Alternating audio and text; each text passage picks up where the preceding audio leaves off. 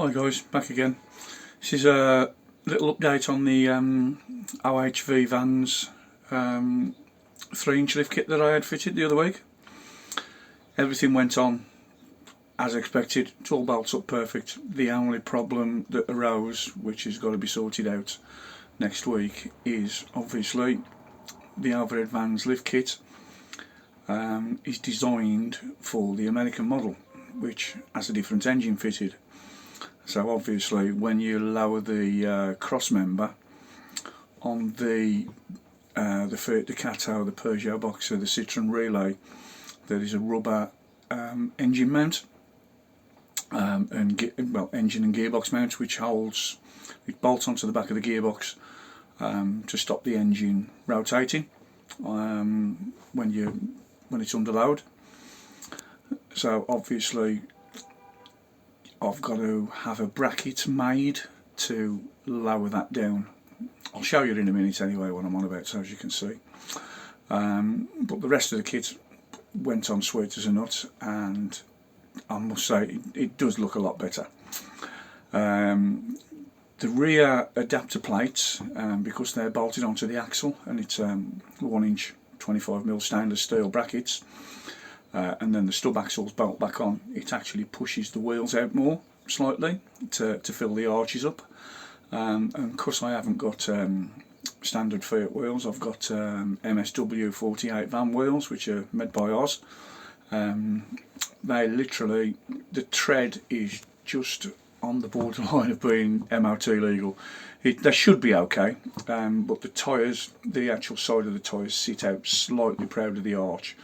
But what I've been led to believe about the MOT, it's the tread pattern. The tread can't stick out. If it does, all I'll do is I'll just put some little rubber trims around the wheel arch. But I'll show you that in a minute. As you can see, that's the way the wheel fits on. And I don't know whether I can get level.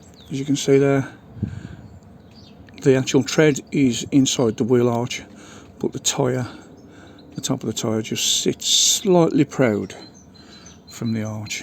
But I say what I've been led to believe is that's MOT legal, so it'll pass the MOT. But I say it has made a fair bit of difference. Now I have been told I can increase the tyre size, being it's been raised, and go to 245, 75 16s, but as I say, these tyres are only 12 months old, and I haven't done a vast amount of mileage in them, so I won't be changing them in a hurry. Right, as you can see, that's the you can just about see the silver bracket which bolts onto the back axle. So obviously it has the effect of having a spacer fitted, but obviously it doesn't affect the wheel bearing, because the stub axle and everything else is bolted onto that. So that's the way that one fits. It don't actually affect anything on the axle, so it lowers the wheels down slightly, giving you actually more clearance. Obviously I couldn't go with blocks because I've got those things fitted. Fiat Ducato standard from the factory self-leveling system, so obviously I can't put anything underneath the axle. That's why I had to go with this kit. But I say, that's the way it bolts up, just pushes the wheel out. While it was off, I did have new brake shoes and discs, not brake shoes, brake pads and discs fitted, because mine was a little bit worn. I thought, may as well have it done out the road, save time later on. Now as you can see, the front wheel's got a little bit more clearance anyway around the arch, but it has raised it 3 inches on the front. Obviously on the back it ain't took it that far. It's just over 2.5 inches, 2.75 inches high. But obviously because the suspension fits differently on this side, it hasn't pushed the wheels out. So as you can see, the wheels on this, the wheels and tyres are still just inside the archway. I may get a a set of spacers just to push it out of it. Yeah, I know people say, oh, you shouldn't fit spacers, you'll end up knackering your wheel bearing and you'll have to change it. Well, if my wheel bearing knackers, I'll change it. If it just means I have to change it every 3 years instead of every 5, I'll do it every 3 years. Right, I'm under the van at the moment. That little spacer there, that's the spacer that actually goes under the steering rack. So in effect, because you actually drop the cross member, that's the cross member, it comes with new bolts, and there's a 1-inch spacer that goes under the cross member, so basically it lowers the it lowers the steering rack and all the suspension components, keeping them in their, well, not so much their original place, but it doesn't put too much of an angle on the drive shaft. So you got the 1-inch spacers there, but obviously if you brought the steering rack down, it's just the steering geometry, and they'll probably end up towing in. So they provide them with a I think that's just over 1/4 of an inch, that spacer, that fits on the cross member, just raising it up.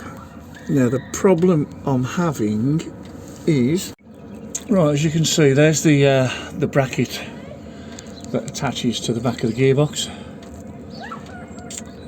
with those 3 bolts, and the main one is the one that's attached to the cross member is an aluminium one. Now I've got to actually try and me and the mechanic are going to try and rig up some sort of bracket so we can just take the strain.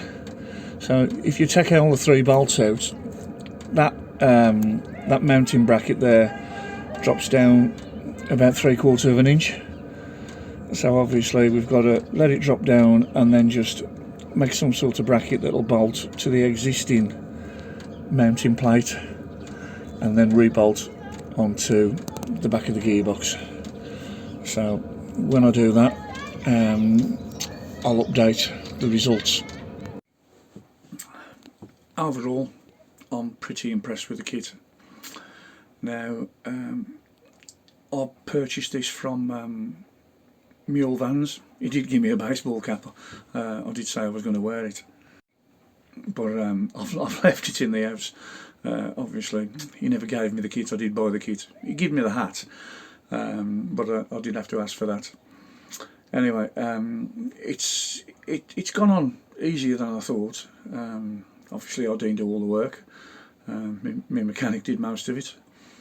But what it actually entails, it's a day's work tops.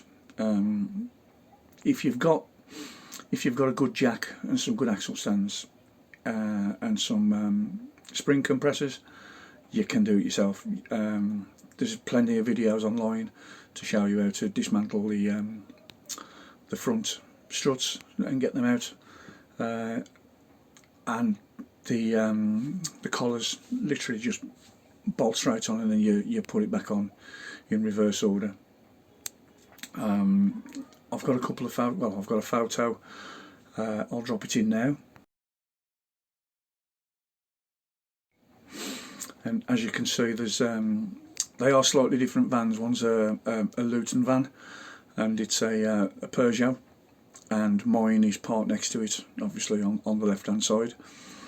But if you look at the wing mirrors, they are parked side by side, and you can actually see the difference in height of the mirrors on my van and the mirrors on the other one. Obviously it's in tall suspension lift. There is a little bit of extra lift there on my tyres because that one's only got the 15-inch steel wheels, and mine's got 16-inch alloys, so that gives it a little bit more lift. And also I've got the Wild Peak, Falcon Wild Peak all-terrain tyres, which raise it a little bit more. But as you can see from the picture, it does look like a lot higher, and in my opinion it's got a much better stance. Now, if you've stuck with this to the very end, thanks for watching it. If you've got any questions, give me a shout, just put them in the comments, and I'll get back to you. Or failing that, if you want to get hold of one of these kits, Mule vans in the UK I'm pretty sure they're going to be doing them.